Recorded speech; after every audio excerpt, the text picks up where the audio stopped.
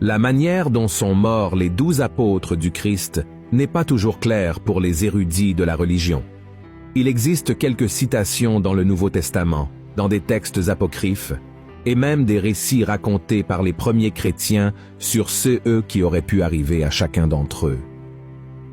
Il est vrai que certains de ces récits diffèrent les uns des autres, mais il y a toujours une explication qui est plus acceptée et considérée comme fiable. Ce que nous savons, c'est que les apôtres ont abandonné leur vie personnelle et leurs travaux pour se joindre à Jésus pendant sa mission en vie, et après sa mort, ils ont été ordonnés de prêcher l'Évangile dans le monde entier, même s'ils devaient mourir pour cela. À cette époque, la persécution des prédicateurs de l'Évangile était très intense, et comme Jésus, beaucoup d'entre eux ont été assassinés de manière brutale. Dans cette vidéo, je vais vous montrer comment était la vie de chacun d'entre eux jusqu'à leur mort. Mais avant de commencer, je voudrais vous demander de vous abonner à ma chaîne. Il vous suffit de cliquer sur le bouton sous la vidéo, de vous abonner, et à côté apparaîtra une cloche. Cliquez sur cette cloche pour être averti par YouTube chaque fois que je publie une nouvelle vidéo, d'accord? Alors venez marcher avec moi tous les jours, d'accord? Ensuite, après la mort de Jésus, les apôtres ont continué à répandre le christianisme de Jérusalem à Damas, Antioche, l'Asie mineure, la Grèce et enfin à Rome.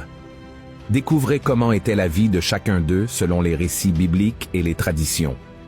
L'apôtre Pierre. Pierre était le disciple le plus âgé, et c'est à lui que Jésus a confié le leadership de l'Église et des apôtres. Voyez ce qui est écrit. « Et moi je te dis que tu es Pierre, et que sur cette pierre je bâtirai mon Église, et que les portes du séjour des morts ne prévaudront point contre elle. Je te donnerai les clés du royaume des cieux. Ce que tu liras sur la terre sera lié dans les cieux, et ce que tu délieras sur la terre sera délié dans les cieux. » Après la mort de Jésus, c'est Pierre qui a dirigé la mission de prêcher l'Évangile à toutes les personnes. Son travail missionnaire a continué jusqu'à la fin de sa vie. 68 ans après la naissance du Christ. Après la mort de Jésus, l'apôtre Pierre a poursuivi son œuvre missionnaire pendant encore 35 ans et selon la tradition, il aurait été crucifié à Rome. Il aurait demandé à être crucifié tête en bas car il ne se considérait pas digne de mourir de la même manière que son Seigneur. Apôtre André. André était le frère de Pierre et également pêcheur. Il était déjà disciple de Jean-Baptiste et, lorsqu'il rencontra Jésus, il présenta son frère Pierre à lui. André est mentionné à plusieurs moments importants dans les évangiles et était l'un des disciples les plus proches de Jésus, aux côtés de Pierre, Jean et Jacques.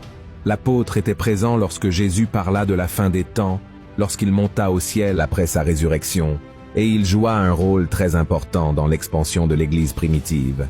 La tradition rapporte qu'André a également subi de nombreuses tortures avant d'être crucifié en Grèce.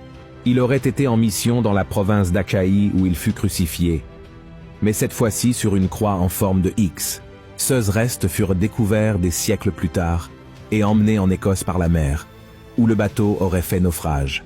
C'est pourquoi, jusqu'à ce jour, existe une île appelée Saint-André. Jean.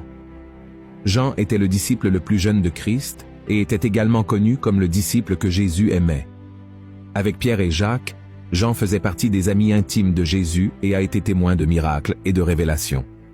Il a également été le seul apôtre à accompagner le Christ jusqu'à sa crucifixion, et selon la tradition, il aurait été jeté vivant dans de l'huile bouillante, mais n'aurait subi aucun dommage. Plus tard, sur ordre de l'empereur Domitien, Jean a été emmené en captivité sur l'île de Patmos, où il a reçu la révélation de l'Apocalypse. On croit qu'il est décédé de cause naturelle à l'âge de 94 ans dans la ville d'Éphèse. Philippe. Philippe fut la troisième personne à être appelée par Jésus pour être son disciple. L'apôtre participa à de nombreux miracles, et c'est à lui que Jésus demanda comment il pourrait nourrir la foule lors de l'épisode de la multiplication des pains et des poissons. Le disciple poursuivit sa mission en Asie, dans les régions de Phrygie et d'Héraclée. L'histoire de la mort de Philippe est confuse et jusqu'à aujourd'hui, on ne sait pas exactement comment il est mort. Il y a des récits suggérant qu'il serait mort de cause naturelle, mais il existe aussi des chercheurs qui pensent qu'il aurait été pendu, lapidé, voire crucifié à Héraclée. Bartholomew. Il y a peu de références dans la Bible concernant l'apôtre Barthélemy. Son nom est mentionné uniquement dans la liste des disciples, et selon certains récits qui ne se trouvent pas dans la Bible, l'apôtre aurait prêché de l'Asie mineure jusqu'en Inde. On dit qu'il aurait été écorché vif et crucifié la tête en bas à Albanopolis, en Arménie. Il existe une autre version de la tradition catholique affirmant qu'il aurait été fouetté à mort et que son corps aurait été jeté à la mer. Matthieu. Matthieu était juif et jouissait de bonnes conditions financières en tant que publicain, collectant les impôts pour l'Empire romain. Les publicains étaient mal vus dans la société juive, mais c'est en exerçant cette fonction que Jésus l'appela à le suivre. En tant qu'auteur de l'un des évangiles, Matthieu a révélé de nombreux détails sur le ministère et la vie de Jésus. Selon les récits, l'apôtre aurait parcouru toute la Perse, la Judée et l'Éthiopie, où il aurait été tué. La cause de sa mort aurait été une blessure par épée, mais certains pensent aussi qu'il est décédé de cause naturelle. Son tombeau se trouve à Salerne, en Italie. Thomas. Malgré peu de détails dans la Bible, on peut percevoir la personnalité de Thomas, un homme sincère mais pessimiste et incrédule à certains moments. Dans l'épisode où Jésus décide de retourner en Judée pour ressusciter Lazare malgré le risque d'être lapidé, Thomas fait un commentaire à propos de cette décision. Voici ce qu'il a dit. Sur quoi Thomas, appelé Didyme, dit aux autres disciples, « Allons aussi, afin de mourir avec lui. » Cela montre sa sincérité, mais après la mort de Christ, l'apôtre a gagné en importance dans les récits bibliques en affirmant qu'il ne pourrait croire en la résurrection de Jésus que s'il pouvait toucher ses marques.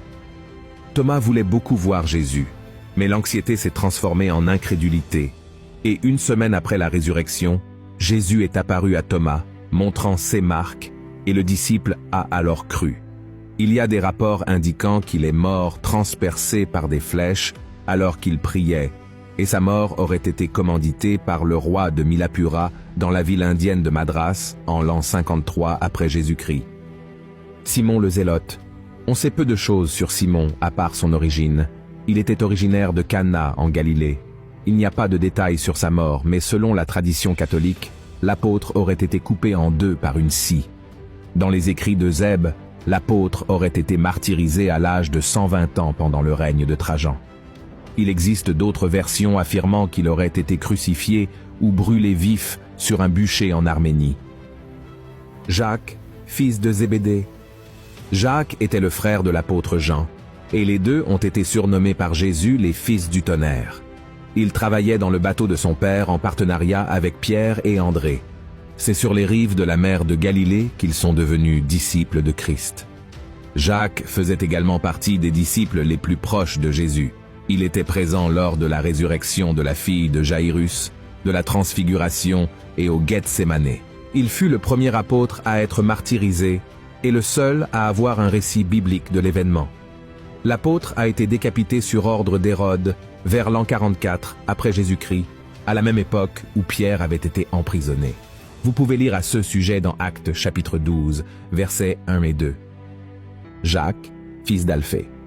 Contrairement à Jacques, fils de Zébédée, il y a très peu de détails sur le parcours de Jacques, fils d'Alphée. Il y a 4 mentions de l'apôtre dans les Écritures, et vous pouvez lire chez vous les versets que je vais afficher à l'écran. Il existe 2 récits sur les causes de la mort de Jacques. Le premier affirme qu'il a été crucifié, tout comme Jésus, en Égypte, vers l'an 62 après Jésus-Christ. L'apôtre est devenu missionnaire en Palestine, où il aurait été martyrisé. Une autre hypothèse avancée par l'historien Flavius Joseph est qu'il aurait été lapidé à mort sur ordre d'Ananias, un grand prêtre qui voulait que Jacques dénonce certains chrétiens. Thaddée. Après la mort de Christ, Thaddée a écrit l'une des lettres présentes dans le Nouveau Testament. Contrairement au traître Judas, il a répondu avec fidélité à son appel et a eu le courage de donner sa vie par amour pour le Christ et à cause de l'Évangile. Selon la tradition, l'apôtre aurait évangélisé en Judée, en Samarie, en Idumée, en Syrie, en Mésopotamie et en Libye antique. Il aurait été martyrisé en l'an 70 après Jésus-Christ, victime de lynx à coups de lance, de hache et de massue. Judas Iscariote. Judas Iscariote était le disciple qui a trahi Jésus. Curieusement, c'est le disciple le plus souvent mentionné dans les évangiles après Simon-Pierre.